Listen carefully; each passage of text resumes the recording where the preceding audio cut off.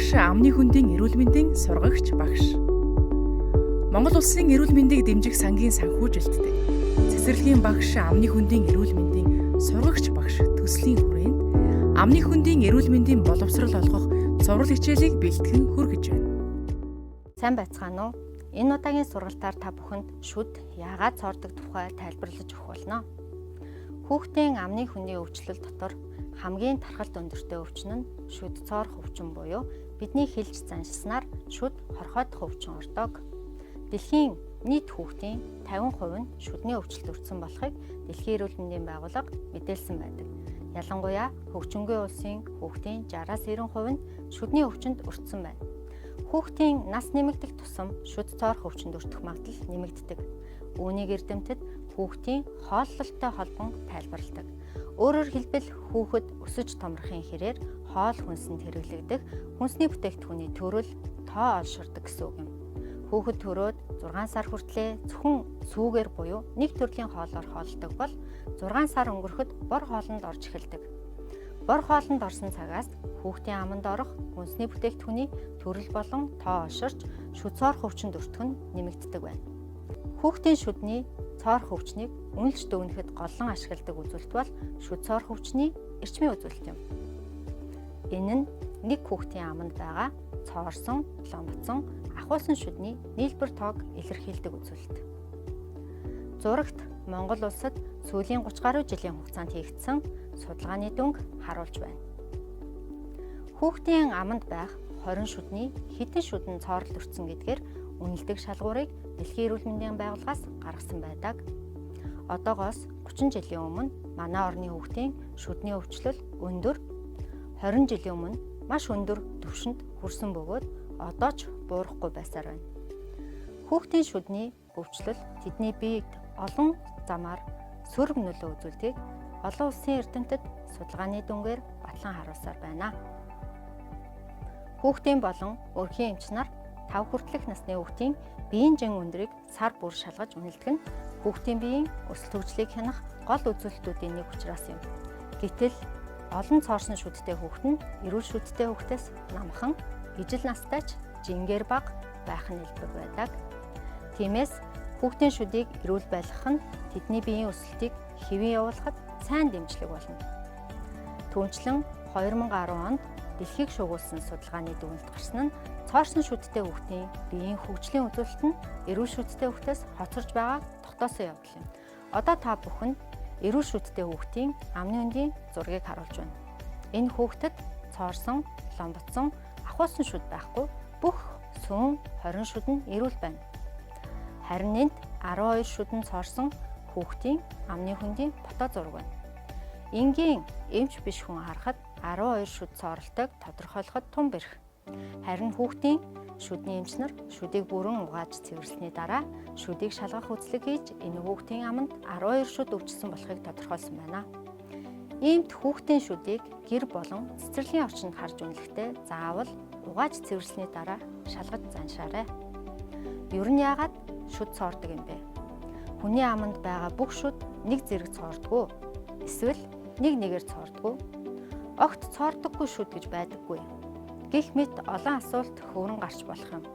Шүдний эмнэлэгт хүүхдээ үзүүлэхээр хандсан аав ээж нарын дунд миний хүүхдийн шүд анх ургахдаа цоорсон байсан гэж хэлэх хүн байдаг. Тэгвэл шүд буйлны цаанаас төрж амны үндэд гарч ирэхдээ өмнө хичээлдэр тайлбарлсан паалангаар бүрхэгдсэн цагаан өнгөтэй, гялалцсан, хатуу бүтэцтэй байдаг. Харин шүд бүрэн хэмжээнд хүрэх буюу ургаж гүйцэтгэл тодорхой хугацаа шаарддаг ба энэ хугацаанд шүдийг цооруулах нь илбэг байдаг. Өөрөөр хэлбэл хүний шүд амны хүндийд гарч ирсэн хойноо шүд цоорох өвчинд өртдөг гэсэн үг юм. Цоорсон шүдийг эмчлүүлэхгүй удаан явснаас хүндэрч, уйл, идэж болдог. За зурагт уйл нь туримтлагдсан идэ харагдаж байна. Энэ бол шүд цоорох өвчний нэг төрлийн хүндрэл юм. Энэ яг шүд мөн үү? Яг үнэндээ энэ бол цоорсон шүдний үлдэгдэл хэсэг юм. Ийм болтлоо өвчлсөн эвдэрсэн шүд хоол тэжээлийг бутлан жижиглэх, дуу авайг тод гаргах, гой сайхан хөөрхөн царайтай харагдахад ямар ч үүрэг гүйцэтгэх боломжгүй. Харин эсрэгээр халдварын их уурхай болж амны хүндийд нян, бактери үржих орчин болж хувирна. Цоорсон шүдээр хоол хүнсийг таслах, хуваах, бутлах, жижиглэх чадамж буурна.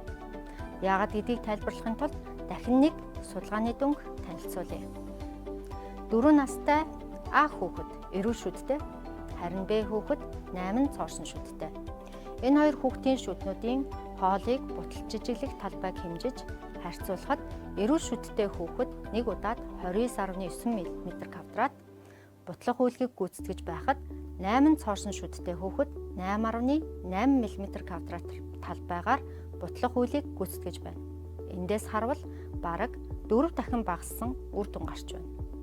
Гүйцэд бутлагдахгүй залгигдсан хөлсний бүтээгдэхүүн улаан олоогоор дамжин ходоодонд орвол сайн бутлагдсан хөлснээс илүү ходоодонд халтай байдаг бөгөөд хүүхдийн бие шингэх, шим тэжээл хангалттай очих боломжгүй болдог. Шүд цоорхоо явснаас шүдний гажиг бүр цаашлбал эрүүн нүрний гажиг үүснэ. Эрүүл зөв зуулттай ямар нэг гажиггүй үед шүд ингэж харагдана. Харин шүд нааш цааш байрлах дээд шүднүүд эрүүний шүдний цаагуур орох нь шүдний гажигт тооцогдно. Шүдэд 100 үед шүднүүд бүрэн нийлэхгүй зайтай байх нь мөн эмгэг гэж үнэлэгддэг. Эрүү шаймынх нь нүүрний төрхийг өөрчилж эрүү урт харагдахад хүргэх тул эрүү нүүрний гажигтай болсон гэсэн үг. Мөн үүдэн шүд орсойж, дорсойх нь гажигтай гэсэн үг юм. Мэдээж ээж аав бүр хүүхдээ эрүүл чирэг, хөөрхөн, царайлаг байгаасай гэж хүсдэг. Энэ нь шүд амны хөндийн эрүүл мэндээс шууд хамаардгийг ойлгоорой. Шүд яагаад цоордог вэ гэдгийг тайлбарлах энгийн зургийг та бүхэнд харуулж байна. Энэ зургийг бяцхан шав нартайгаа хамтдаа зурах, өнгөөр ялган будах, дүрс бүтээн эвлүүлэх зэргээр сургалтын үйл ажиллагаанд ашиглаж болно.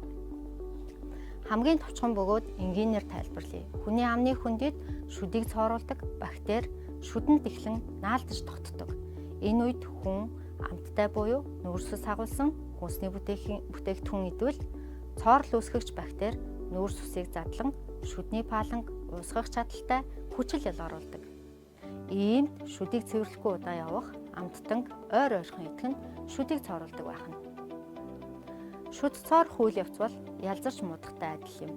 Бид өдөр тутмын амьдралаас жимс хүнсний ногоо хэрхэн ялзарч мууддгийг мэднэ.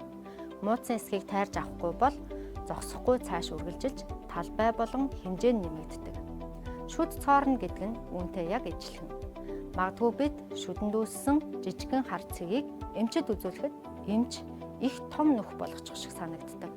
Тэгвэл шүдний палан шүдний бусад эдүүдээс хамгийн хатуу учраас яг жимс хүнсний ногооны хальс шиг юм.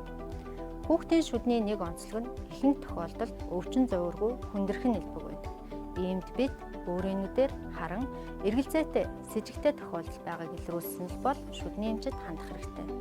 Шүд нь эрүүл байна гэж бодвол 3 сар тутамд эмчэд шалгуулж мэрэгжлийн хөтөлбөрт орох нь өнөөдрийн хичээлд дурдсан олон хүндрэлээс сэргийлэх боломжтой.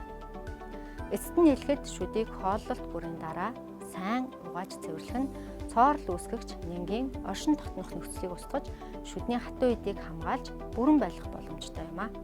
Анхаарал хандуулсанд баярлалаа.